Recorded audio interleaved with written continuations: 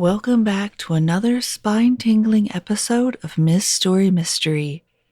If you thought your home was your safe haven, think again.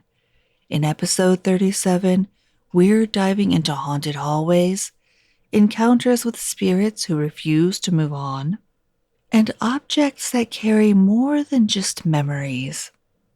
So settle in, turn down the lights, and prepare to question what's real, what's imagined, and what might be watching you right now. Episode 36 starts now. It was a blazing hot summer in Southern California around 2007. My now ex-husband, our kids, and I lived about an hour away from my in-laws' house. For some reason, we decided to stay there that night. It was just my son, my husband, and me crammed into a small room together. His kids were at their mom's house nearby. The house was old, one of those cute historic homes in a charming neighborhood with no central heating or air. My ex had told me before about the house being haunted. He mentioned a little girl and some other weird things, but I brushed it off. While I believe in the paranormal, thanks to my own experiences, I also think a lot of it can be chalked up to imagination, dreams, or just misunderstandings of what's happening. I wasn't scared to sleep there at all. That night, though, I woke up sweating. It was unbearably hot. I got up to grab a drink of water in the kitchen, hoping it would cool me down and help me fall back asleep. Normally, I sleep like a rock and have no problem going right back to sleep if I wake up. But not that night. After drinking my water, I realized I wasn't tired anymore. Figuring I'd watch some TV until I got sleepy again, I made my way toward the living room. The house's layout was a bit unusual, like a T-shaped formation. The kitchen was on the bottom left of the T, the front room was on the bottom right, and the living room was at the top. I was coming from the kitchen, heading toward the living room where the TV was. As I walked out of the kitchen, I was about 2 feet away from the wall that connected all 3 rooms. That's when I heard it. A sudden, loud slam. Like something small had been thrown hard against the wall beside me. It wasn't the sound of someone hitting the wall with their hand. It was sharper, more like a toy or object being hurled. I froze. The house wasn't big, and it was just me, my husband, and our son there that night. There were no animals, no other kids, no one who could have thrown something. The old doorway behind me was shut, and it wasn't subtle when it opened or closed. It creaked loudly because it was broken and hard to move. Even if someone had thrown something from the doorway, it would have had to pass right through me, and that definitely didn't happen. The only direction it could have come from was ahead of me, near the TV. But there were no doors, windows, or hiding spots over there. No explanation. I was trying to process it when I felt a rush of air past me, like someone running by. It wasn't just a breeze. It felt purposeful, like the movement of a person. The rush came from the direction of the slam and moved past me toward the fireplace, which was about 4 feet to my left. Before I could even react, I heard another sound. Something hitting the fireplace. I whipped my head toward it, but there was nothing there. No object, no person, nothing to explain the sound. The entire sequence, slam, rush, hit, lasted maybe 2 seconds, but it felt like time stopped. My heart was pounding so hard I thought it might burst. Every instinct screamed at me to run, but I refused to give it, whatever it was, that satisfaction. I've always believed acknowledging the paranormal gives it power, like it knows you're aware and will do more to get your attention.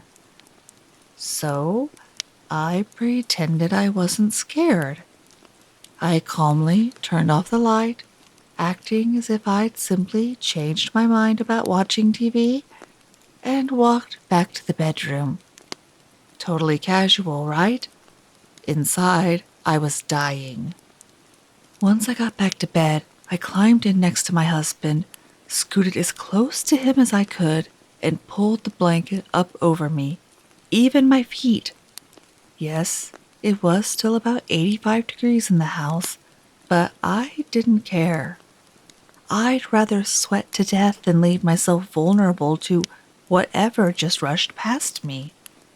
I laid there for hours, heart racing, too terrified to sleep. The next morning, I told my husband what had happened. He just laughed and said, "I told you so," like it was no big deal. Needless to say, we never spent the night there again. In 1991, when I was 6, my family moved to a new house. My parents were excited. It was in a better part of town, with nicer schools and a safer neighborhood. The house itself was unique, though. It stood out from the others on the block because it was the only two-story home, and its foundation was noticeably higher than the surrounding houses. My dad explained that when the neighborhood was developed, there was a mound of leftover dirt, so they just built a house on top of it. The house was a tri-level, with the lowest level being a family room, a two-car garage, a half bath, and a closet. For the first 10 years we lived there, it was just a normal house. No weird vibes, no strange happenings. But when I was around 16, my parents decided to remodel the half bath and closet into a full bathroom. That meant jackhammering through the concrete foundation to move plumbing for the new shower. Looking back, I can't say for sure the remodel caused what happened next, but it feels connected. Almost immediately after the renovation, strange things started happening. The first incident was late at night, just a few days after the remodel. I woke up to the sound of music coming from my dad's stereo in the living room. It was in the middle of the night, and I assumed my dad was up for some reason, maybe listening to the radio. But as I got downstairs, I realized all the lights were off, and the stereo was playing some random late-night station. I turned it off and stood there, confused. No one else in the house was awake. I thought maybe my sister, who was 14 at the time, was messing with me. But when I asked her the next morning, she swore it wasn't her. My parents brushed it off, thinking it was a fluke. But then it kept happening. Over the next couple of months, the stereo would turn on by itself in the middle of the night. The volume would gradually get louder until someone went downstairs to shut it off. It happened at least 8 to 10 times, and every time it drove my dad crazy. He was convinced my sister or I was messing with him, especially since the stereo system was his pride and joy, and he worried the speakers would blow. But before we could fully convince him it wasn't us, other things started happening. For instance, one day I was showering in the upstairs bathroom. As I rinsed my hair, I saw a shadow sweep across the shower wall, like someone had walked by. I yanked the curtain open, expecting to see my sister messing with me, but no one was there. The door was locked. It made no sense. Shadows became a regular thing. from the living room, you could see part of the upstairs hallway. And out of the corner of your eye, you'd often catch something darting across from one room to another, even when no one was upstairs. Then there were the touch lamps. They'd turn on by themselves, sometimes when you were in the room, other times when you weren't. My dad, who usually didn't scare easily, admitted that the touch lamp on his nightstand would come on by itself in the middle of the night while he was lying awake. But the most chilling part was when both my dad and a friend of mine described seeing the same person. A young girl. It happened on separate occasions, but the details were identical. My dad saw her first. He came home from work one day, opened the front door, and saw a girl standing at the top of the stairs leading down to the remodeled bathroom. She looked about my sister's age, with blonde hair, wearing a light blue dress with a white collar. He said she bolted down the stairs the moment he saw her. He checked the entire house, upstairs, downstairs, but no one was there. A while later, a friend of mine had the same experience. We'd just gotten home from school, and I handed him my keys to unlock the door because my hands were full. He walked in first, stopped dead in his tracks, and turned to me wide-eyed. "Who's the girl upstairs?" he asked. He described her exactly as my dad had. Blonde hair, blue dress, white collar. The hairs on the back of my neck stood up. There was no one home but us. We never felt like she meant any harm, so eventually we got used to it. It became almost normal. Annoying, sometimes spooky, but not malicious. Things kept happening up until I moved out at 19. My parents sold the house about a year later when they divorced. Here's an interesting detail, though. The guy who bought the house planned to rent it out as an investment property. Over the last 20 years, that house has gone up for sale or rent more times than I can count. It's like no one stays there for long. Did breaking through the foundation disturb something?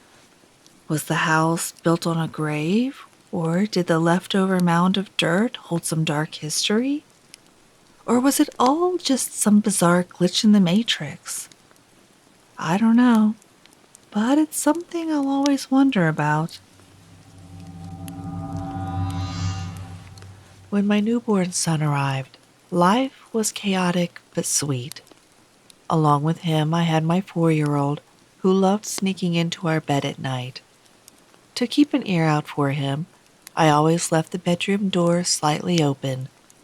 It felt comfortable to have the routine, and nothing unusual ever happened, until it did. One night I woke up to see what I thought was my 4-year-old standing in the doorway. Half asleep, I called out softly, asking him what he was doing and telling him to come in. Instead, he turned and walked into the hallway. Confused, I got up to check on him. I called his name again, but the hallway was empty. I peeked into his room, and there he was, sound asleep. I chalked it up to being groggy and told my husband the next morning. He assured me it was probably just a half dream, and I agreed. But then it happened again. This time it was different. When I woke up in the middle of the night, I saw a figure at the door again. Only now it was clear it wasn't my son. It was a young boy, about the same height, but his figure glowed faintly white. He wasn't hazy or mist-like. He was more defined, though I couldn't make out any features on his face. He stood there, almost curiously, like he was unsure if he should come closer. I sat up, blinking, trying to convince myself I wasn't imagining things. But he didn't vanish. I was awake, and he was there. When I told my husband about this second encounter, he seemed a bit more intrigued but still skeptical. I started to doubt myself, wondering if I was imagining things or just overtired. But I noticed a pattern. It always happened between 2 and 3 a.m. I started paying closer attention, but nothing could have prepared me for the third encounter. That night, my husband was out of town for work, and both kids were sleeping in my room with me. Around 2:25 a.m., I woke up to the same boy standing in the doorway, watching me sleep. This time, I panicked. I jumped out of bed and slammed the door shut. My heart was racing, and I couldn't shake the feeling that whatever was happening wasn't in my head. The next day, I racked my brain for an explanation. We live in a newer built estate, and I've always felt safe in my home. Why was this happening now? That's when it hit me. The clock. My 4-year-old loves Thomas the Tank Engine. So when I saw a vintage ceramic Thomas clock on Vinted, I couldn't resist. It was rare, from the 1980s, and I fell in love with it instantly. It arrived shortly before the strange sightings began, and had been sitting in my son's windowsill ever since. Could it be connected? Curious, I messaged the vintage seller to ask if the clock had belonged to a child before, trying not to sound too crazy. She replied that her son had owned it for about 10 years, and before that, they'd bought it from a charity shop. I told her about my experiences, half expecting her to dismiss me. But hours later, she sent a second message. She'd been talking to her husband, who reminded her that their son used to wake up at night, saying he saw a boy playing in his room. That gave me chills. I couldn't shake the feeling it was connected. So, I reached out to a spiritualist I'd followed on Instagram. She'd always had glowing reviews, and I figured, what do I have to lose? When I explained the situation, her response was unexpected. Ask the seller if she had a miscarriage, a boy named Thomas. At first, I thought it was a strange assumption. Obviously, it was a Thomas clock, but I messaged the seller anyway. When she replied, my heart sank. She admitted she'd miscarried a boy years ago. They hadn't named him, but their last name was Thomas, so they called him Baby Thomas. We were both stunned. I shared everything with the spiritualist, who explained that the boy's spirit was attached to the clock and drawn to the motherly energy in my home, especially with a newborn. She told me I needed to communicate with him using the name Thomas and create a protective boundary around my home. I followed her instructions, and while I never saw Thomas again, small, unsettling things began happening. Lights flickering, bulbs burning out, and strange noises. My husband, a natural skeptic, was quietly freaked out too. That's when we decided Thomas had to go. I messaged the vintage seller and offered to send the clock back for free. She was thrilled to have it, saying it held sentimental value for her family. After shipping it back, I cleansed the house thoroughly, multiple times just to be safe. I've learned my lesson about buying vintage items without cleansing them first. The experience opened my eyes to the reality of the paranormal and taught me to notice the small signs around me. While I hope never to encounter a ghost again, I'll never forget Thomas or the lesson he brought with him. A few years ago, my husband found a 3-bedroom bungalow for rent at a ridiculously low price. The owner, a friend of his, had inherited it after his father passed away the year before. The house had been sitting empty ever since, untouched. The owner didn't want to live there, and he hadn't bothered to clean out any of his father's belongings. Furniture, clothing, knickknacks, everything was still there. I didn't even get a chance to see the place before we moved in. My husband just sprang it on me at the last minute when our apartment lease was up. From the outside, it looked fine, old but sturdy. The windows were dark, but that was expected for an empty house. The moment my husband opened the door and turned on the light, though, I felt it. It was like someone was watching us, as if the house wasn't truly empty. I told myself I was just spooking myself. After all, I knew the previous owner had died there. Inside, the house was full of dust, furniture, and personal items. It felt like walking into someone's life frozen in time. The deal for cheap rent was that we had to clean it all out ourselves. So we rented a truck and cleared most of it. We kept a few things: a couch, armchairs, a TV, and some end tables. The master bedroom furniture stayed too. It was practically brand new, including the mattress and bedding. Once the house was livable, my husband had to leave for work. He traveled often, so I was left alone. That's when things started to get odd. The feeling of being watched never went away. I stayed in the front rooms most of the time because they were brighter and felt less oppressive. The back part of the house always seemed darker, even when the lights were on. It was gloomy and cold no matter what we did. The first strange thing I noticed was scratching sounds in the walls. It's Texas, so I figured it was an animal, maybe mice or squirrels. But then there were footsteps. Loud, heavy stomps crossing the ceiling from one end of the house to the other. One day I was watching a movie, and the stomping got so loud that I muttered, "Damn, the neighbors are loud tonight." Then I remembered this was a one-story house. There were no upstairs neighbors. I ran outside to check the roof, but it was empty. I was nocturnal back then, staying up all night watching live streams or painting in the living room. One morning around dawn, I was in bed watching an old black and white movie.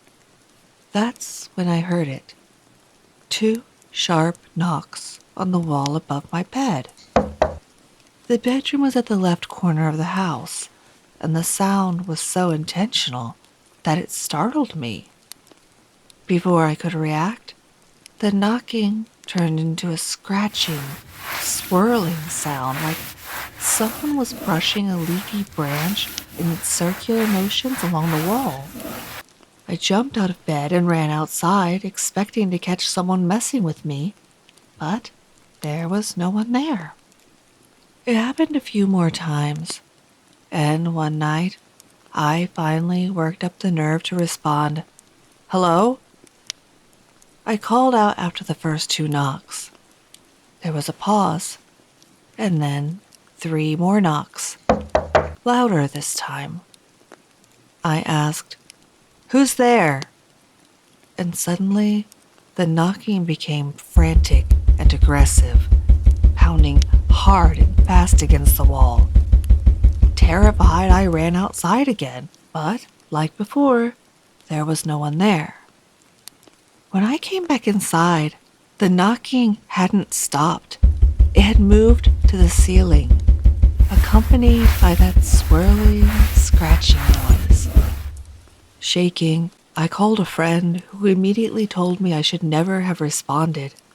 She said it was dangerous to engage, whether it was a person or something paranormal. That night, I sat in the living room, trying to ignore the sounds. Eventually, they stopped. After that, I made it a point to ignore everything: noises, shadows, anything strange. The activity seemed to die down, but the house never felt right.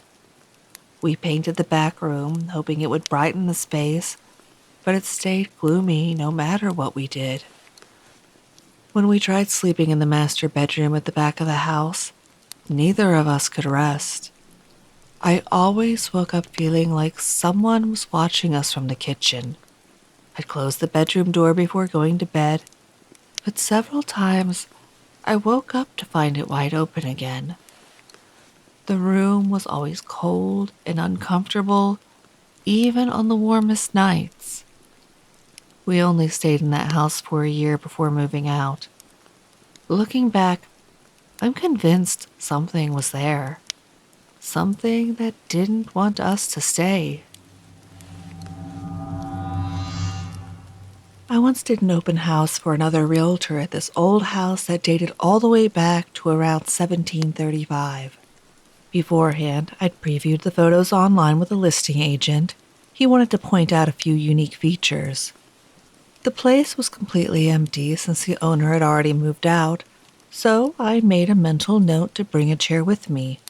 Spoiler alert, I forgot the chair. But honestly, that turned out to be the least of my problems. When I arrived, I had to park around back because that's where the lockbox was. The second I stepped through that back door, I got this awful feeling, like a heavy weight pressing down on my chest. But I brushed it off. I was still pretty new to real estate, so I figured it was just nerves. I realized I'd forgotten something in my car, and as I walked back in, bam, that same overwhelming dread hit me again. That's when I decided to, get a little diplomatic with whatever was going on. I literally said out loud, "Hey, I'm just here to do an open house. That's it. No trouble. Just need your permission to be here." Did that make me feel better? Not really, but I pressed on. I went through the first floor, flipping on all the lights, avoiding the basement like my life depended on it because the entrance was basically this creepy little hatchway that screamed, "Bad decisions happen here. No, thank you." Next, I turned to head upstairs. I got about 2 steps toward the staircase, looked up, and that same wave of dread hit me like a brick wall. Nope, not happening. I didn't care if the agent wanted all the lights on. Those lights upstairs were staying off. I wasn't going up there. Since I'd forgotten my chair, I figured I'd just sit on the second step of the staircase right by the first floor. Keep things casual. As soon as I sat down, crash! This loud noise exploded from upstairs. It sounded like someone had dropped an entire tray of dishes, like the kind of chaos you'd hear in a restaurant when a waiter loses control of everything. I shot up, flew out that front door, and sat on the front porch for the next 2 hours. Didn't even pretend to go back in unless I absolutely had to. Thankfully, no one showed up for the open house, because the only thing worse than being in that house alone would have been having to pretend everything was totally normal for potential buyers. Eventually, I had to go back in to turn off the lights. I basically sprinted through the house, flipping switches like I was in some kind of haunted obstacle course, whispering "Our Father" under my breath the entire time. The second that front door slammed behind me, I felt like I could breathe again. But here's where it gets even weirder. That night, I couldn't sleep. I was so unsettled that I grabbed my rosary and hung it beside my bed, hoping it'd bring me some peace. The next morning, I had to open the real estate office, so I left early while my husband was still asleep. About 15 minutes after I got to the office, my phone rang. It was my husband. He sounded panicked. He said, "My eye is bleeding." I felt sick. To this day, I genuinely believe something dark followed me home from that house. Something that wasn't thrilled about the rosary next to me, so it went after him instead. That night, I placed a blessed crucifix on his nightstand, and whatever it was, it never came back. Oh, and here's the kicker. That house, it never sold. Not once in the 8 years I worked in real estate. And honestly, I'm not surprised. And that wraps up episode 37 of MsStoryMystery. What is it about certain places or objects that seem to hold on to energy, refusing to let go even after we've moved on? Are these spirits trying to communicate? Or are we just catching echoes of lives long past? Whatever you believe, one thing's for sure. Sometimes the scariest stories are the ones that happen when we're wide awake. If you enjoyed tonight's episode, be sure to like, subscribe, and leave a comment. Your support helps keep the stories coming. And if you've had an experience you can't explain, send it my way. You might just hear it featured in a future episode. Until next time, stay curious, stay cautious, and remember, not every shadow is just a trick of the light.